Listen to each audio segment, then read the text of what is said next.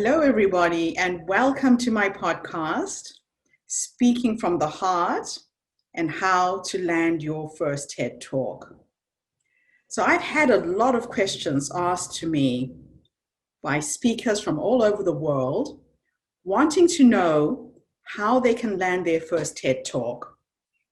And when I started mentoring and coaching, I collected a whole lot of questions, which I will answer for you every single day in a series of these question and answer sessions.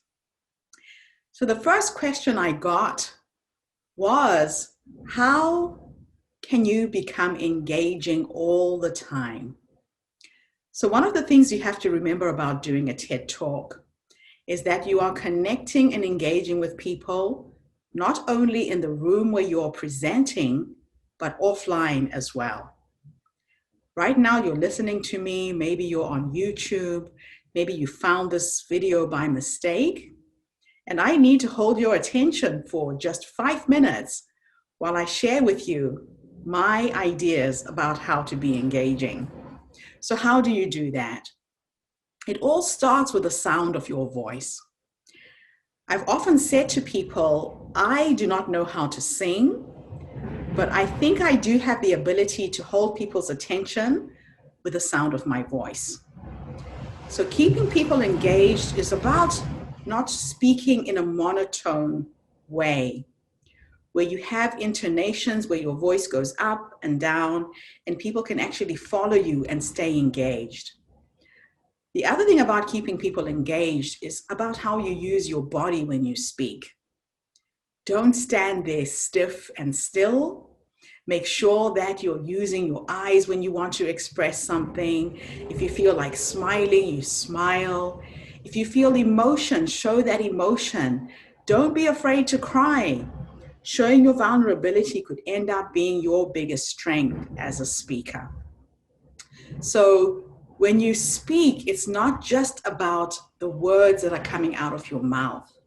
It's about speaking with your whole body as well. I always say to people when I go and give presentations, don't give me a handheld mic. I will probably hit somebody with it because I use my hands when I speak. I express my emotions, my thoughts by using my hands. So that again is another way to keep people engaged. But the biggest thing that can really keep people engaged in a presentation is really what it is you're talking about.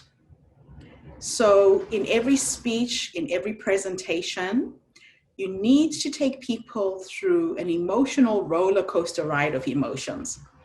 They say that if you can't get people to feel something, then you have totally failed as a presenter. So when you feel something, you are able to transfer that feeling to your listeners, to people viewing a video. I write my speeches in such a way that there is an arch that takes people on an up and down flow of emotions as I tell my stories. The story could start off at a very low point and then something hopeful happens and I stay at that point and I bring them down to a sad point. It all depends on the content that you are presenting as well. Make sure that as you're presenting, especially now in the time of COVID, a lot of us are going to be presenters online, that you place yourself in an environment that is captivating. The background is very important. Try and make sure that there's not too much going on behind you because that can be quite distracting. You can see that I'm standing in front of one of my art pieces. It's a beautiful thing that's blending in with what I'm wearing. The colors are vibrant. That uplifts people as well when they're watching a video online. The other thing about your setting is that for a while, we're not going to be able to present in physical spaces. So make a decision. Are you going to present standing up like what I'm doing now? Or are you going to present sitting down? So for those of you who know me online, I normally present sitting on my couch at home. But on days when I need to lift my own energy, because I do this 24/7, I will present standing up as well. So make sure that you find yourself a good place to sit, a good place to stand, where your chest is not compressed, you're upright, and you can deliver that presentation effectively. So thank you for asking that question on how to be engaging. Make sure that there are no distractions when you speak. There's nothing behind you. There's no dogs, there's no cats, and it's just you and me having this conversation, and you're getting to know me as a speaker. So thank you so much for asking that question. I'll be back again with yet another Q&A session tomorrow.